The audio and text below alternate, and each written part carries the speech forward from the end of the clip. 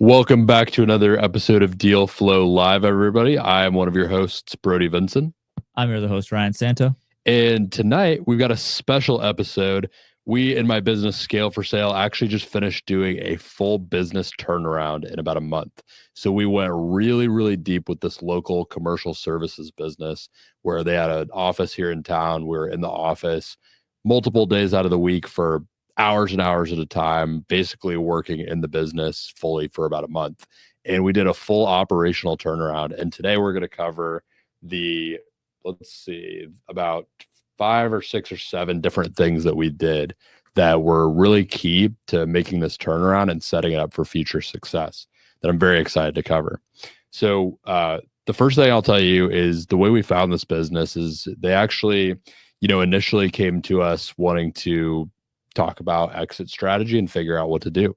And it was something that we approached them asking if they were open to us acquiring the business. We figured out that the timing wasn't quite right for that, but they had a lot of other stuff going on that they wanted help with.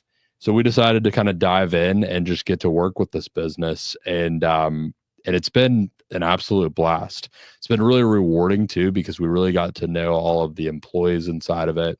So a lot of really great people, very kind individuals that are ready and willing to work hard. There's just a lot of lack of systems that we're going to talk about today that we needed to put in place for them to be able to kind of run their day-to-day better. Mm-hmm. So it was a lot of fun. Yeah, I think one of the things that people don't understand about what Scale for Sale does is that it's not just purchasing businesses and selling businesses. There's a whole other part of this company, which is like development of businesses. It's evaluating businesses who are looking to sell, that pre-valuation.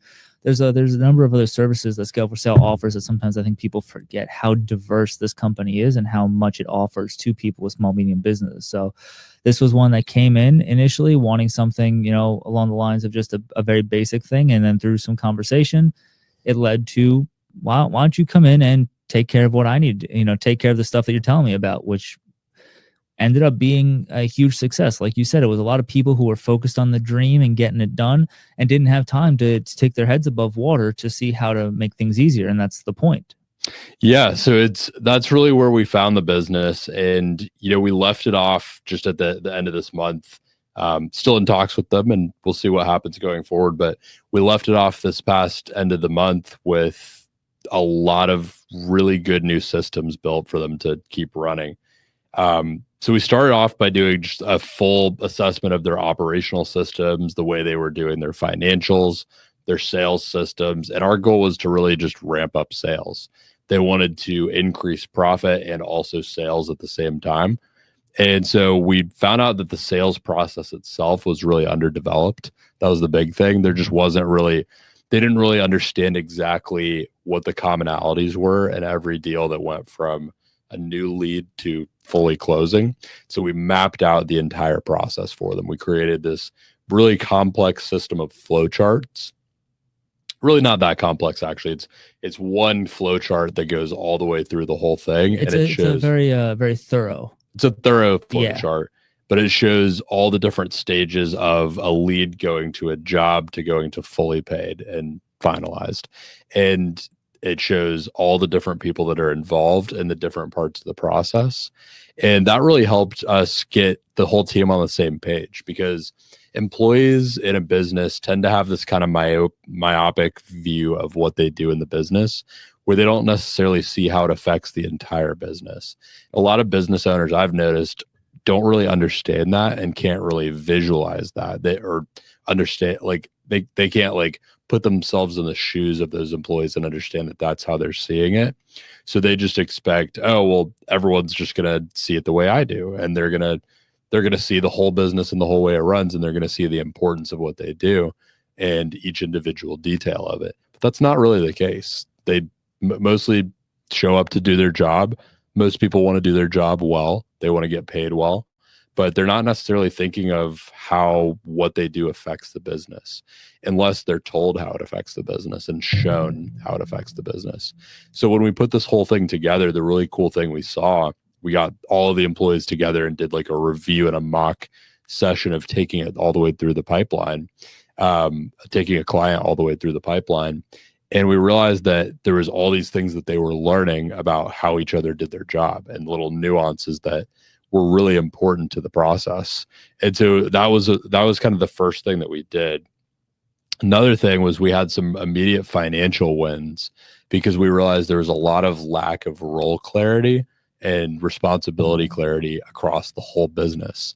So one of the first things that we did is we realized like there was no one particularly in charge of collecting on invoices. So there was almost $300,000 in outstanding overdue invoices from the previous year. And let's be clear, this is not something that is unique or rare to see in a small, sometimes even medium business. Like, and it's not that anybody was slacking. This is just simply there was so much all the time. There was no time to organize like this. And they're like, it's a priority in the business. Collecting the money should be one of the biggest priorities, but it was unless just everybody's not thinking, oh, they got it, oh, they got it, oh, they got it, and nobody actually had it. It was a lot of passing the buck and also a lot of lack of priorities. The individual that really should have been handling that didn't realize how much of a priority it had to be and didn't realize it should be really the mainstay of his job. And so we reset things there. We also, my partner Grant, made a bunch of calls, and we basically ended up collecting about $200,000 of that $300,000 that was delinquent at the time within the scope of about a week and a half or so. So that was, very low hanging fruit. If you've got overdue invoices, just pick up the fucking phone. Like, this is what people don't realize. Pick up the fucking phone and just start calling, and you'll get your money eventually. I mean, especially for these commercial contracts. So that was a really big thing. Just help them kind of fill the bank account to actually be able to like have a little wiggle room and reinvest in the business and do things like that. The other thing that we did is we got into their CRM, and we took that complex like flowchart system that we had built out on like a visual chart, and we made that match what was going on in the CRM. They had this customer relationship manager that was totally just out of whack and out of order, and no one quite knew how a lead went all the way through the system correctly. So they just weren't inputting data into it. They just weren't putting the information in. So they had no data to really look at for things. It was all just a mess. It was all these half-built bridges within the CRM system. So we walked the whole team through it. We just took some time to understand it and figure out the nuances of it. And we were able to change little things to match how the job should go through in an ideal world to how the CRM was set up, so that it felt intuitive and felt like it would actually lend its way to the process. What that does is that allows the entire team that's working on these deals together, from it being a new lead all the way to being a job in progress to being finished, it allows them to have a shared brain across the whole thing. And that way, if someone's talking to someone as a prospect and they maybe set an initial appointment for them to do some kind of inspection or assessment of the situation, then they can leave notes on what they were looking for and what they were talking about, so that the next person can kind of pick up the baton and run with it from there. The whole flowchart thing is like there's different stakeholders and employees of the business that have to touch what's going on from one part of the process to the next. So it really is like a baton race where you're picking it up as the first person that has to deal with it. You're running a few yards down the road, handing it to the next person, making sure they know what happened the last few yards, and then they're picking it up and doing the same thing. And that doesn't really happen without having that shared brain in course. The next thing that we did was we actually created a consistent lead generation system. What we find so often in these small businesses especially is that they're just kind of flying by the seat of their pants. And there's no very specific, concerted daily and weekly effort to actually find new leads and new business. Well, as we've said before, word of mouth is a hell of a drug. If you get enough business and momentum off it, I mean, it's intoxicating. You may just forget to even think about sales and, doing stuff like that, because it happens. It's so natural and easy. Why would I do it? I'm good. I've already got it. So that's something that people forget. And especially, these small businesses, it's very feast or famine. And what happens a lot of times is they just go into panic mode when things are a little tight. And they're like, oh, got to generate business. And they go into this panic mode until the business comes. And then they're still left with no consistent lead generating and client getting system in the business. So what we did is we ended up sourcing through an extra service provider we ended up sourcing a list of about, after figuring out, I'll back up a second. First thing we figured out is that there was about 5 or so key types of individuals that they get their leads from, whether that was managers of facilities or general managers or mechanical contractors. There's all these different types of individuals that they were getting most of their jobs from. So we sourced from another service provider a list of about 40,000 of those types of individuals just in the Florida area where they were able to serve clients. And with contact information, their area, a few different pieces of information about them. And so then we put the business development manager in charge of doing a certain amount of outreach to that list every single day. So now there's a dedicated person in the business that even if no one else is thinking about generating business for weeks on end, there's a dedicated person whose whole job is just to fuel that machine and feed that machine. And she's got a consistent lead list of just people to work through that'll probably last her years before she goes through. And honestly, you could work that list again and again too, because you could contact those people multiple times throughout the year even. So it's a list that she'll really never work through all the way. And we designed it kind of with that in mind. But now she's got a consistent thing that she can go back to again and again. We also built scripts for her to call with. So we built a script around their actual product and process and service that they offer for her to be able to cold call these leads with and talk through what they do a little bit and find these opportunities. So now she's got a consistent script to be able to use and a consistent list. It's very simple. It's just A, B, A, B, A, B throughout the day. And that's her main priority. She also does in-person visits too of a lot of these places when they're close by. So that aids in things a lot. And some of the KPIs that I have written down for what we gave her is at least 10 phone calls a day, at least 15 in-person contacts a week. So actual visits to facilities or locations, and then at least 100 total touch points per week. So in reality, she'll probably have more touch points than that per week, but that was just a very easy place to start to kind of juggle everything else that she's doing. And now, throughout the week, she's actually hitting those multiple touch points with leads, and you get to play the numbers game. If you're hitting 100 touch points a week or touch points a week, the odds are you're probably going to get at least one new client a week. That's just kind of what the numbers tell us. And in her case, she's actually pretty good at this. She's got a very good script that we came up with. So I think it'll probably result in more than that. The other part of her job, though, is managing the pipeline, and the CRM is just follow up with those leads. So some of those touch points might be follow-ups with people she talked to for the first time a few weeks ago, just continuing to follow up whatever stage they're at. And we built in some incentives around her just feeding that machine and getting more in-person appointments to generate business for the people that are doing the in-person appointments. So a lot of that is just feeding the initial part of this machine that we built, giving it food so it can continue to eat and process through, so those leads can become jobs that eventually get paid on. The next thing that we did is we created some scripts and some standard operating procedures for all of the key managers and employees. Not every single employee, but everyone who has any kind of management responsibility now has a daily and weekly report on a Google form that they can fill out every single day and every single week. And that data actually sends to a Google sheet, like an Excel type document, that whoever their direct report is can see. And they get an email notification whenever they fill it out. So now they start to collect data that they can use to make better decisions. So what the things that are on these daily and weekly reports are basically the key metrics that person needs to be driving towards. So for this particular person, the one doing the business development, Her metric is really around doing a certain amount of outreach per day and per week, like we talked about. So when the person that she's directly reporting to is looking at her reports on a daily and weekly basis, they're now trained to look for those particular metrics and start to have a conversation if those metrics aren't being met. Because we ultimately know that those metrics being met are what's going to be required for the business to have continued success.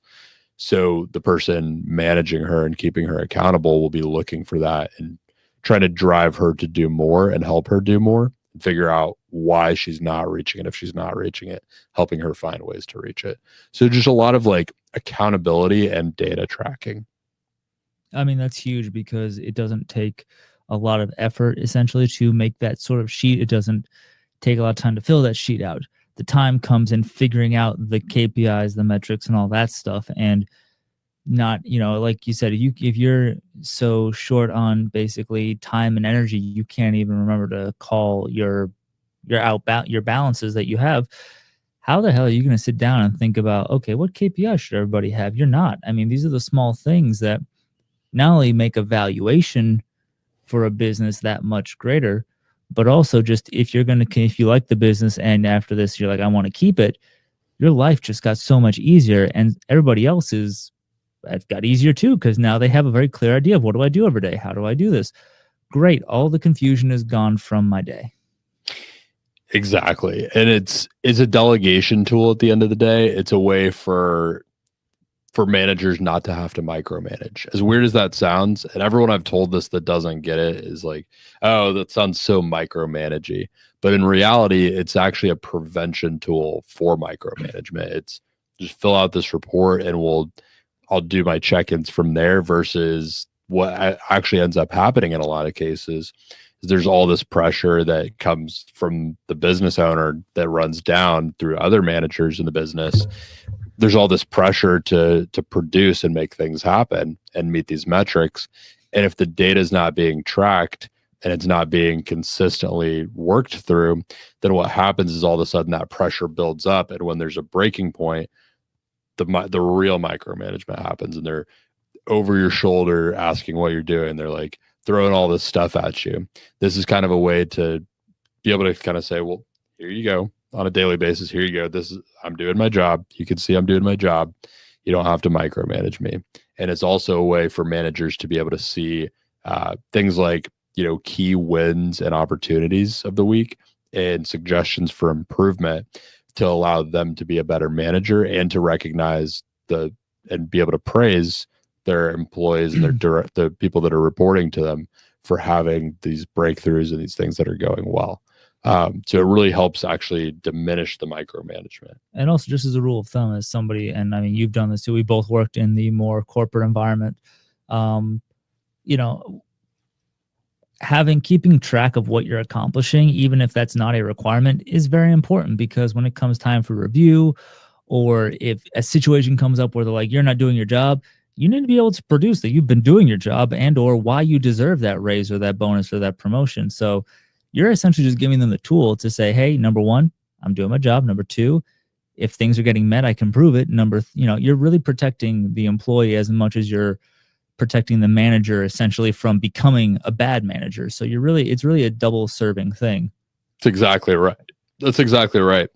And one thing that we say is, data and numbers they take the emotion out of things in business. When you can look at these reports, these daily and these weekly reports, rather than this ambiguous, vague, I just don't feel like you've been doing your job lately. You're supposed to be doing 10 outreaches a day. This last week, you did about 3 a day. What's going on? What's happening? How can I help? And it gives just this basis to be able to approach these conversations from. Yeah, normally that conversation doesn't happen until it's been a month of 3 days, and you're like, hey, what's going on? And those patterns can usually signal something, whether it's, oh, my grandma's in the hospital or something, or it's like, oh, a family pet died. It's like, oh, okay, well now I can, number one, use empathy to really help this person, say, okay, what do I need to do to help you get through this so that we can get back to this? Or secondly, you just find out that somebody's like, oh, well, I just didn't see a point, so I'm doing 3 now, which is also like, oh, that's concerning that's your thought. which you wouldn't believe how many people will just flat out say, I think 3 is fine when you ask for 10. So it's a way to both, really develop a deeper connection, I think, with the people you work with, and also to find when people are just like, I don't think that's right. So that's not your choice. Or they might say, I just ran out of leads. They might have just not thought to tell you. Seen it happen many, many times before. Like there's some kind of bottleneck that was preventing them from doing the work, and they just didn't think to bring it up.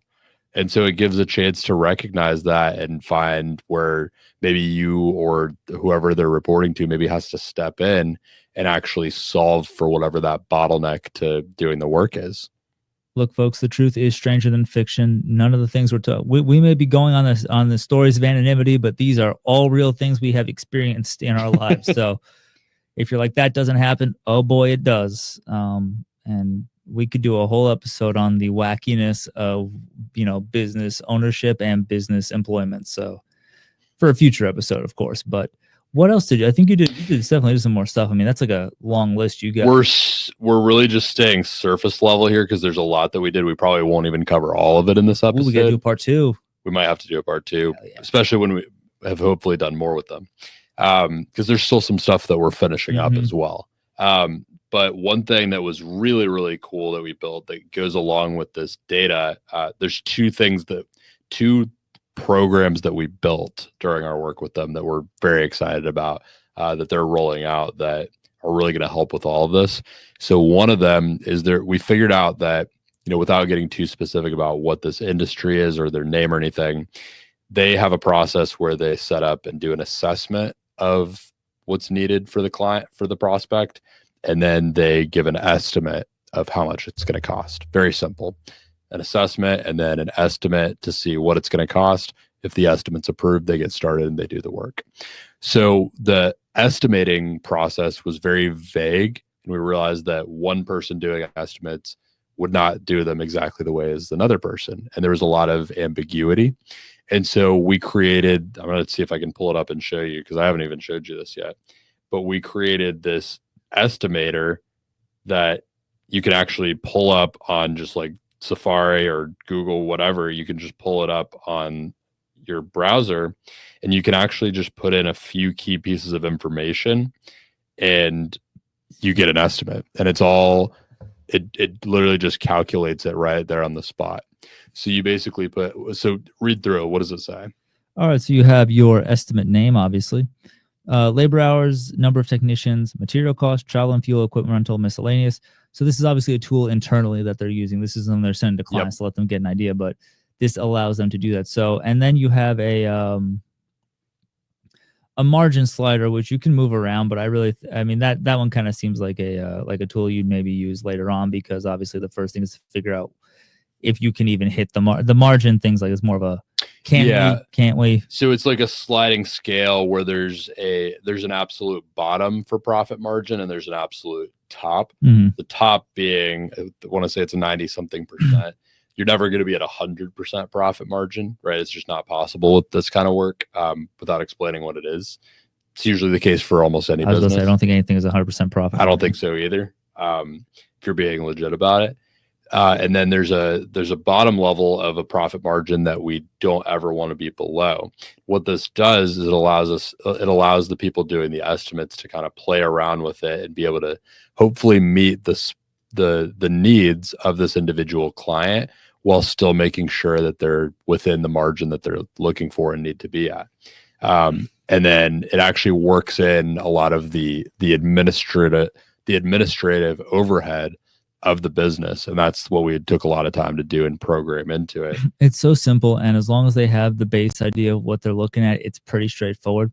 I mean, material costs can be a little bit of variable, but odds are you're going to overestimate the material cost just a bit, and then you can always, it's easier to shave a little bit off the top of the price than it is to tell somebody, hey, I'm going to add on an extra $100. So that sort of tool, if you're in the field or if you're just doing a rough sketch of this is about what you're looking at, that's huge, because as somebody who has called varying businesses to get quotes on stuff, when they say, well, it could be this or this, and there's like thousands in between, it's like, well, it can't be that much of a difference. That can get you pretty darn close to what you're actually going to put on the bill. Exactly. And it's a way to really streamline it too, because speed to estimate is key here. I think speed of response in anything is very key. Sometimes they're estimating against a few other potential service providers, and so they may or may not win it. So getting that speed to getting the estimate is important, and having just a quick clarity of being able to do that is, that's what really allows them to do that, and to be able to process these leads quicker and get them to jobs and just process more of them. Another thing that we built that we're really excited about that is kind of unique is we built a custom chat GPT for the business. So it has its own custom GPT that we fed a ton of very custom data from the business into.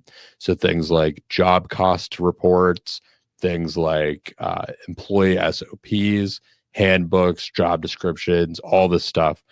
We took a lot of time and fed it the right data. And other specific things that are like trainings for this industry for the people that work in it and the different parts of it. And so now, rather than everyone coming directly to the director of operations with all these fires and these questions all the time, we realized there was a lot that he needed to be able to focus on and kind of take his mind off of, and he was getting all these endless questions that were really easy to solve. So this was really a delegation tool for him more than anything, building this thing. So now when people think to ask him a question, he's just going to say, "Did you ask the GPT yet?" And if they haven't asked the GPT, they ask the GPT. And in 90% of the cases, it's actually going to be able to answer their question instead of him having to step in. That's huge. And I think a lot of other businesses should take note, because it's not a terribly expensive thing to do. It's a little labor intensive. Costs $20 a month to maintain that. Yeah, I mean, that's if you free up that much of your time, you're building technically a custom model. As long as you're not putting anything in there that is technically like, sensitive information that you shouldn't be, because it's an open model, it's learning. So be careful with what you put in there. But if it's like your like standards of practice and your like estimate style or whatever, ain't nobody gonna steal that. Ain't nobody being like, "Oh my God, that's out there." That you're actually giving your own information to it, and there's really not really a need to be afraid of that. So I think that's an incredibly easy way that a lot of people could make their lives a lot easier with their employees if they had that GPT, which I don't think people are even considering. I think they just assume it's a glorified Google most of the time. No, there's so much more you can do with it. I mean, it can do entire trainings on how to do particular little things to help fill the skill gaps of different newer employees or people who just haven't seen certain parts of the job. So it's very, very useful, and it's been very accurate too with what it's saying. And then the final kind of area I'll cover here is cost savings and efficiency improvements.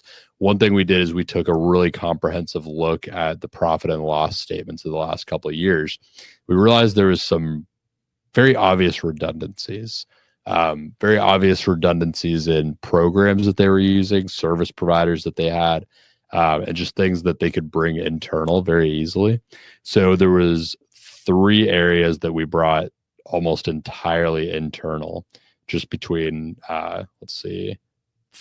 between 2 of the different employees. So we found extra bandwidth with 2 of the employees.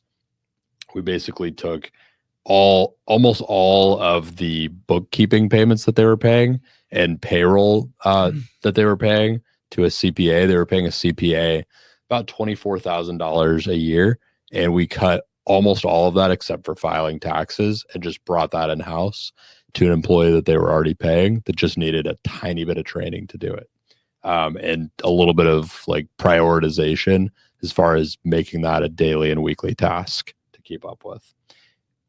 On the same lines, they were paying about $700 a month to an IT company that was just kind of available and housing a few different email domains, literally housing email domains and almost nothing else. Like there was nothing else important that they were doing. Sick. But they were available. They were available and ready just in case someone had a question. So we taught them a little bit about Google Workspace and directed them again to our friend ChatGPT and let them know literally any question you ever have about Google Workspace or Google, like it's very, very easy to answer in like 3 strokes of a keyboard. And so we're actually in the middle of having their IT company do a data migration to bring their stuff from Microsoft 365 to Google to really simplify it and make it way more cost effective on them, and just have the same guy that's managing the bookkeeping and stuff manage that. And I don't mean to be too. Sorry to cut you off. The last thing is there was someone that they were paying about $1,000 a month for marketing. We just brought that in house to one other person that they were already paying as well. You basically brought back $5,000 a month back into the business. I mean, not to be I'm sure that they're a very good business, but Microsoft, especially their cloud platform, is fairly expensive, and you need to be having, they have a robust set of suite options, and they're very useful in many cases. I think for certain businesses and certain size businesses specifically, you're never going to truly get the most out of that unless you were somehow having the budget for a full-time database admin. And that would also require you to need a database of sorts. For most of what they do in this space, a Google Workspace is more than applicable. Mm-hmm. I mean, even if they wanted to go a little higher end, just do AWS if you really want it. But for the most part, you need a good security system. You need some place to store your important stuff. But that's really about it. There's nothing too heavily technological of the industries that we work in very much. We're not working in databases. They're paying a lot for Dropbox storage every month too, and bringing it all in-house to Google allows them to move to Google Drive and make it a lot cheaper as well. It's actually it's one that I forgot, but it's a lot of storage. It's somewhere in the neighborhood of like hundreds and hundreds of dollars a month to Dropbox that they're paying. Hundreds. Cut that in half in Google. More than in half. I would say a terabyte for Google is like $10 a month. Mm-hmm. Exactly. So these are a lot of things that most small business owners just don't realize are changes that they can make. They're quick, little, easy changes. And we just kind of looked at it and compared it to how we run our businesses. And it was just very, very easy, obvious changes to make. But I mean, we went through it. It's like you said, it's about $5,000 a month saved. And hopefully just in that one act too. That's not even the whole kit and caboodle if we were to tabulate everything. No. Yeah. But if we want to get into the numbers, it's about $200,000 in cold hard cash brought in that month. 4 weeks. That part in about a week and a half. And then it's about $5,000 a month saved from the company. So, those are very easy changes that just a little bit of working on the business and like taking our head out of the sand and working on the business instead of in it just made it way more profitable on a month-to-month basis, which allows you to reinvest into the right things that actually help grow the business. Things like doing new trade shows, being parts of new associations. They're a part of a lot of different associations where they get to go to these networking events where they meet the types of individuals that they can get jobs from.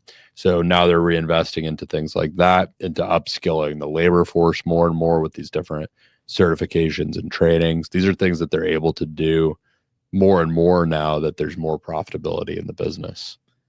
Yeah, I think again, this all came about because somebody reached out for one of the, just looking for a health check basically on their business, asking for a quick sit down and go over it. So I think it's important that, as I said at the beginning, I'll say at the end of this, if you have a small or medium business and you're looking to, whether you're looking to sell or want to get an idea of where your business is at, talk to us here at Scale for Sale. I mean, that's kind of what we do. That's part of what we do. It's how we help people, find new life and revitalize their businesses and also prepare them for sale or to do, whatever things. I mean, a lot of people, that's how they find us. They're in a strapped place and they come in.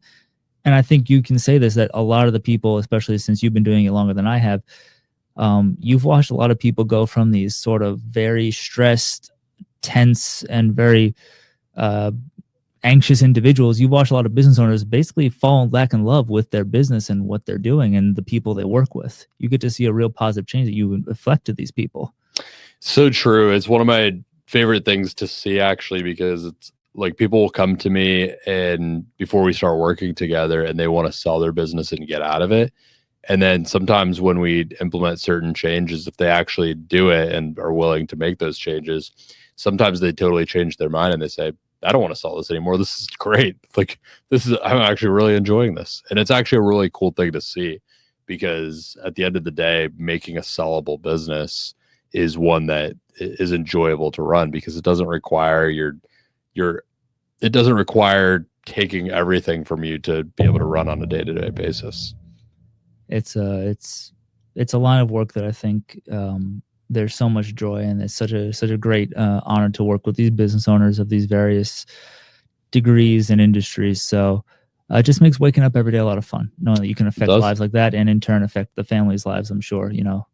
Yeah, that's another part of it that's really cool. We get to see it when we do these big projects where we're seeing the employees every day or every few days and getting to hear about their lives and like just how, you know, what being part of this business does for them. So it's very rewarding and fulfilling, and it's just like, you know, it's different every day, and it's the kind of stuff I love. It's why we do this. It's why we wake up. You know, we grew up in this sort of thing, and you know, you know, part of the reason I did my master's was because there was an association that my mom's business got into, and I watched how everything kind of changed with this, and it was so magical. I was like, I want to do this for people. This is why I want to go and learn more about this. So that's fantastic. We'll have to do a part 2 and to get into the nitty gritty of it, because once more things progress, there will be more stuff to talk about. Yeah, hopefully we have some updates where we can bring some actual like tangible numbers of like what these new standards bring in, and like what kinds of things happen from them. But it's been really enjoyable breaking it down. Thanks for letting me yap your ear off here. Oh, I'm loving it, man. I love hearing about this stuff. Well, great. This has been another episode of Deal Flow Live. I've been one of your hosts, Brody Vinson. I've been your other host, Ryan Santo. Find either of us on LinkedIn specifically. Best place to message us, get in contact, and, you know, give us topics that you want us to cover on the show. We'll even cover particular deals from time to time. So if you want to send us deals that you're looking at or industries that you want us to cover that you're thinking about doing a deal in, we love to give our opinion and just talk through it. So shoot us a note on LinkedIn at Brody Vinson MBA or Ryan Santo MBA, and we will do our best to get back to you and cover it on the show. Till then, see you every week, Tuesday at 6 p.m. Eastern Standard Time. See ya.